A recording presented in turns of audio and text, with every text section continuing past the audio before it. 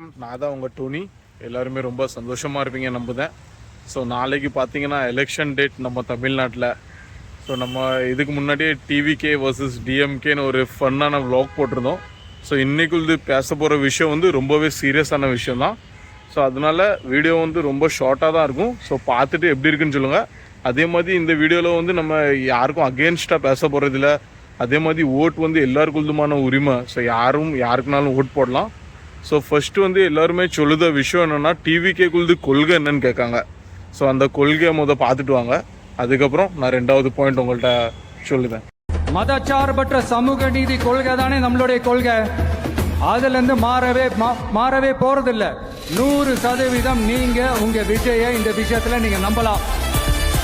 ரொம்ப பேர் கேட்டுக்கிட்டே இருந்தீங்களே கொள்கை என்னன்னு. ஸோ கேட்டிங்களா, இதுதான் நம்ம கொள்கை. கேட்டிருப்பீங்க நல்லவே. ஸோ நான் சொல்கிறதோட எனக்கு ப்ரொனவுன்சேஷன் கொஞ்சம் தப்பாக கூட இருக்கலாம், அதனால தான் இந்த வீடியோவை ஆட் பண்ணேன். ஸோ ரெண்டாவது விஷயம், எதுக்கு நம்மளுக்கு விஜயை பிடிச்சிருக்குன்னா, இப்போ என் ஃப்ரெண்ட்ஸே ரொம்ப பேர் என்ன சொல்லிங்கன்னா, என் கூட இருக்கிறவங்களே என்ன சொல்கிறாங்கன்னா, இப்போ என் பேர் வந்து பார்த்தீங்கன்னா டோனி ராஜேஷ், சரியா?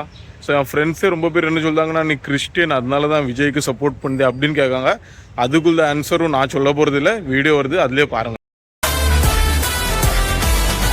இந்து முஸ்லிம் கிறிஸ்தவர்களுக்கான ஆளா தான் இந்த விஜய் எப்பவுமே இருப்பான்.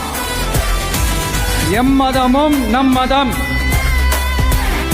அப்படின்ற அந்த ஒரிஜினல் முகம் தான் இந்த விஜயினுடைய முகம்.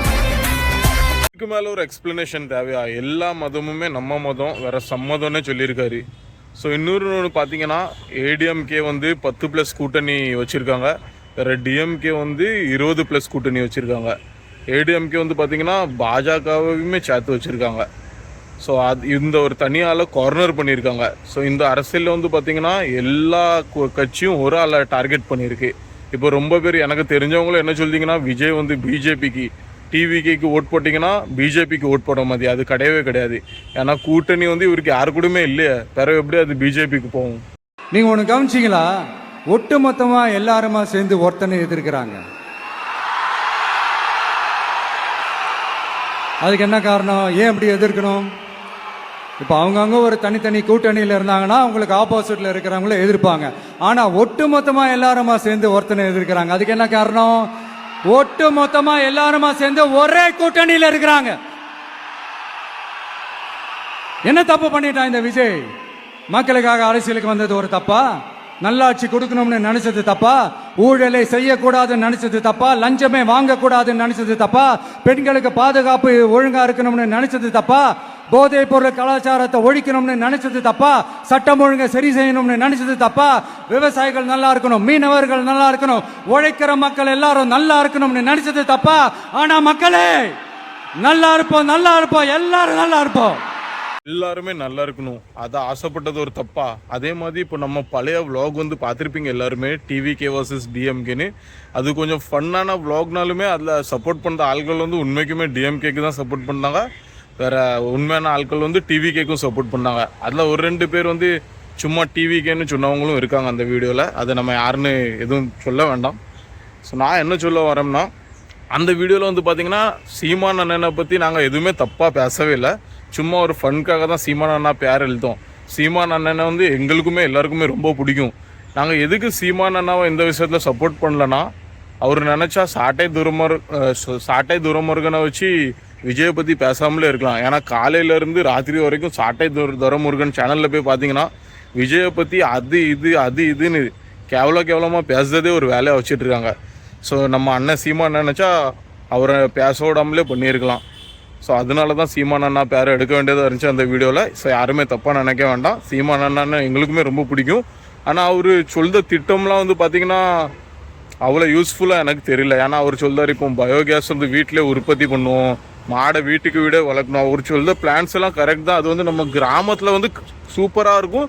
வேறு அது அவங்க சொல்கிறது வந்து செயல்படுத்துறதுக்குமே நல்லாயிருக்கும். ஆனால் இதே நம்ம சிட்டி பில்டிங்கில் இருக்கிறவங்களால் அப்படி பண்ண முடியுமா? ஸோ இப்போ விஜய் வந்து பார்த்திங்கன்னா எல்லாருக்குமே சேர்த்து ரவுண்டாக தான் பேசுகிறாரு. ஸோ அதனால தான் அது ஒரு காரணமாக நாங்கள் சப்போர்ட் பண்ணிட்டோம். சரி, அது சொன்ன மாதிரி தான், தளபதி சொன்ன மாதிரி 2026 2 பேருக்கு நடுவில் தான் போட்டியே. ஒன்று இன்னொன்று மக்களே பார்த்துருப்பீங்க. இந்த காரணத்தினால தான் நான் நம்ம அண்ணன் தளபதிக்கு சப்போர்ட் பண்ணேன். ஸோ இது மட்டும் தான் காரணமானு கேட்டிங்கன்னா இது மட்டும் காரணம் இல்லை, இன்னொரு காரணமும் நான் சப்போர்ட் பண்ணதுக்கு இருக்குது. நான் அவரை நான் மோஸ்ட்லி சொல்ல போனால் அவருக்கு படம் பார்த்ததே கிடையாது. என் ஃப்ரெண்ட்ஸ் எல்லாத்துக்குமே தெரியும். வேறு நான் அவருக்கு ஒரு ஃபேனுமே கிடையாது. ஸோ எனக்கு அவரை பிடிக்கும். அவரை எங்கள் வீட்டில் உள்ள ஒரு அண்ணனாக நான் நினச்சிருக்கேன். ஸோ அந்த காரணத்தினால தான் எனக்கு தளபதி விஜய் ரொம்ப பிடிக்கும். ஸோ அதனால தான் நான் சப்போர்ட் பண்ணேன். ஸோ அதே மாதிரி இந்த மே 3 எலெக்ஷனில் மட்டும் அவர் ஜெயிப்பார் ஜெயிக்க மாட்டார், அது ரெண்டாவது விஷயம் தான். ஆனால் அவர் ஒத்தையில நின்று 1% அடிப்பார்னு அதில் நான் 100% கான்ஃபிடென்ஸாக இருக்கேன். ஸோ நீங்களும் யாரும் விஜய் தளபதி நம்ம அண்ணனுக்கு சப்போர்ட் பண்ணீங்கன்னா கண்டிப்பாக யாரும் நம்ம தமிழ்நாட்டிலேருந்து இந்த வீடியோ பார்த்தீங்கன்னா நம்ம வீடியோ பார்த்தாச்சும் ஒரு ஓட்டு விழுதுன்னு நானும் சந்தோஷப்படுவேன். ஸோ நீங்களுமே ப்ளீஸ் அவருக்கு ஓட் போடுங்க.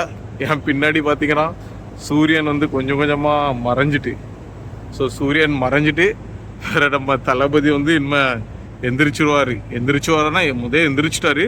இனிமேல் ஒரு வெற்றி பாதைக்கு முதல் ஸ்டெப்பாக எந்திரிச்சிருவார் அப்படி சொல்லேன். சரி மக்களே, நானுமே இந்த வீடியோவை எண்ட் பண்ணேன். வேறு நம்ம பழைய டிவிகே vs டிஎம்கே வீடியோவை ஆட் பண்ணேன். உங்கள் ஓட்டு உங்கள் உரிமை. ஸோ பார்த்து ஓட் போடுங்க. போயிட்டு வரேன். டாட்டா, டேக் கேர், பாய். 100% வெற்றி நமக்கு. வரலாறு படைப்போம். கான்பிடண்டா இருங்க, நல்லதே நடக்கும், வெற்றி நிச்சயம். மீண்டும் சந்திக்கும் வரை நன்றி, வணக்கம்.